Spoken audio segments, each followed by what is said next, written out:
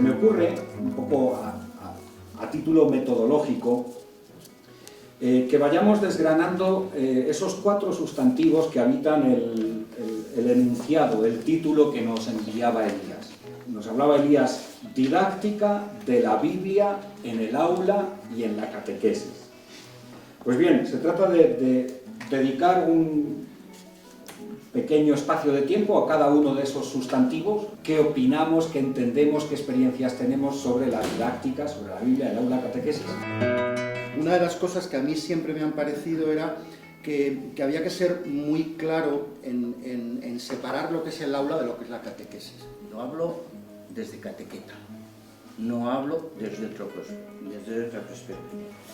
Lo primero que en las 4 palabras fundamentales me ha parecido que faltaba una, que es la celebración. Tenemos más Biblia en la celebración que en la catequesis y que en el aula y que en no sé dónde. Donde más Biblia tenemos, me ha parecido que aquí esa dimensión sería muy importante. Aunque se cierre el aula para el creyente o la catequesis, siempre continúa la celebración. Y no hay celebración sin la palabra. Es importante ese tema, y sobre todo porque tenemos un gran pedagogo. Yo, cuando eres maestro, te enseñan un montón de metodologías, un montón de pedagogos, te los estudian de arriba abajo, investigan. ¿Y por qué no investigamos del gran pedagogo que tenemos, que es Jesús? Es una forma buenísima, tanto en la escuela como en la catequesis, de fijarnos en ese gran pedagogo, que no le hace falta nada de recursos, simplemente, como estamos hablando, de una experiencia, de transmitir, ser ejemplo, como también se comentaba por ahí, y claro, con eso conseguir impulsar. Y fijaros, estábamos hablando de hace más de 2000 años, muy mal pedagogo no debería ser, porque por lo menos estamos hablando en ciertos aspectos. La Biblia nace de la oralidad, y la oralidad se fundamenta en la memoria. Y claro, ese es el gran problema. La pedagogía pues no tiene siglos, tiene escasamente un siglo si es que llega así realmente. Entonces, claro, estamos intentando redescubrir algo que lleva muchísimo tiempo. Yo, por ejemplo, ahora nosotros estamos trabajando mucho ahora todo lo que son las técnicas derivadas de las inteligencias múltiples, el aprendizaje cooperativo, todos esos modelos de que, claro, eso es lo que queremos aquí aplicar. Ahí está la primera gran dificultad de la Biblia. Es que la Biblia tiene otro modelo distinto de lo que pretendemos saber. Hay una especie de tensión muy fuerte entre lo que es la propia Biblia y lo que es la pedagogía que queremos aplicar ahora mismo. Y con lo cual no estoy diciendo que sea mala la pedagogía de la memoria, por favor, todo lo contrario. Entonces ella por sí misma se impone pues sencilla, sistemática e intuitiva. Y creo que nos valoramos mucho. Me ha llamado mucho la atención lo que decían de que precisamente ese acceso infantil a la Biblia luego nos dificulta mucho de adultos.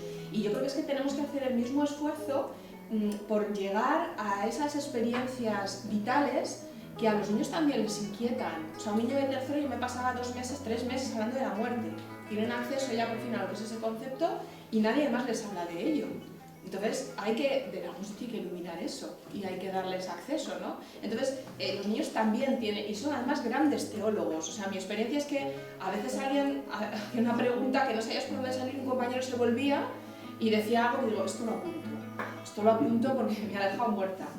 Y es verdad, entonces creo que con los niños y con los adolescentes tenemos que hacer esfuerzos, incluso por los profesores, ¿no? Yo formo también catequistas en una pequeña escuela en Málaga, los veranos, y todos entran por ahí, por las experiencias vitales. La Biblia nos trae pueblos y nombres y costumbres de una época que ya nos suena, pues eso, a historia, a lenguas no muertas, sino momias, cadáveres.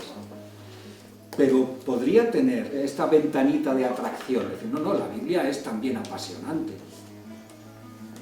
Igual tan apasionante como que todo lo que ocurre en Juego de Tronos ya está contado en la Biblia. Todo lo que ocurre en El Señor de los Anillos tiene su paralelo, seguro. Creo que siempre hemos visto, cuando hicimos los libros estos de catequesis, que la primaria era el momento clave en el proceso educativo de los alumnos para que los alumnos conectaran y conocieran la Biblia. Porque si no había ese encuentro con la Biblia, evidentemente en secundaria no había referentes de los que hablar. no puede interpretar. El chaval posiblemente de primaria no está en capacidad de hacer interpretación alguna, sino de conocer, idealizar, pongamos el verbo que queramos ahí, punto. En un segundo momento, cuando se madura un poco la edad del preadolescente y se producen encuentros con la Biblia, el problema es que en muchas ocasiones nosotros creo que utilizamos la Biblia para justificar el argumento que yo tengo. Es decir, intento utilizar la Biblia para justificar tal actitud moral o tal comportamiento o tal hecho o tal realidad. Y eso al chico no le dice nada, empieza a no decirle nada. ¿Por qué? Porque al chaval de hoy que vive en un mundo visual, lo único que le puede llamar la atención desde nuestra capacidad es el ejemplo. El encuentro con la Biblia era un segundo momento, no era el primer momento. El primer momento es de empatía, el segundo momento es de escucha por nuestra parte a los alumnos y el tercer momento es de identificación o propuesta de ciertas cosas que a veces pueden estar vividas en la Biblia de forma curiosa y sorprendente para ellos. Desde mi punto de vista, la Biblia es verdad, que tiene ese proceso de transmisión necesario, memorización, de encuentro, pero tiene un previo, y el previo es el motivar para que pueda producirse eso. Y esa motivación no tiene otro camino que es de la empatía que yo le puedo producir, no tanto con la palabra, cuanto con mi sensibilidad respecto a los procesos que está viviendo el propio chaval. Como catequeta, a mí me ha chocado mucho la palabra didáctica. En catequesis, al menos en la corriente en la que yo me inscribo, esa palabra la quitaría radicalmente poniendo otra, que es la iniciación. Pero a mí en la catequesis no me interesa qué dice la Biblia solamente, sino qué me dice y qué dice a mi historia. Y cómo mi historia comienza también a ser historia de salvación y se mete en esa historia que la Biblia me plantea. A mí me parece que donde más fallamos posiblemente es en dar herramientas que posibiliten el acceso a la experiencia creyente que se esconde debajo del texto, que es un poco desde lo que planteamos, ¿no? O sea, lo que puede conectar, yo estoy convencida de que el acceso al texto es precisamente la experiencia creyente que nos une a creyentes de hace miles de años en nosotros y que expresada de diferentes formas posibilita ese lugar de encuentro, ¿no? Y la clave es que el profesor, el agente de pastoral, etcétera, el catequista, pueda acceder a esa experiencia creyente con el texto con la Biblia. La Biblia necesita una formación y por tanto también los catequistas. Tendríamos que ser capaces de establecer como itinerarios de contacto con la Biblia eligiendo las mejores narraciones, pero no siempre las mismas. Hay que tener mucho dominio de muchos textos bíblicos para establecer esos itinerarios y ver en cada grupo lo que convendría y ponerle en contacto en esos itinerarios para ganar su interés, pero que vayan teniendo contacto cada vez con un grupo mayor de textos. La Biblia ha generado lo que hay en la Biblia, la historia de la salvación, ha generado no solo esta civilización, sino unas cuantas civilizaciones, un modo de pensamiento, lenguaje, formas de actuar, de interactuar en la familia, en todas partes. Seguramente hoy el tema era muy amplio, muy para empezar a hablar, para ubicar situaciones, para saber qué es esto de la didáctica, quiénes somos, para vernos caras.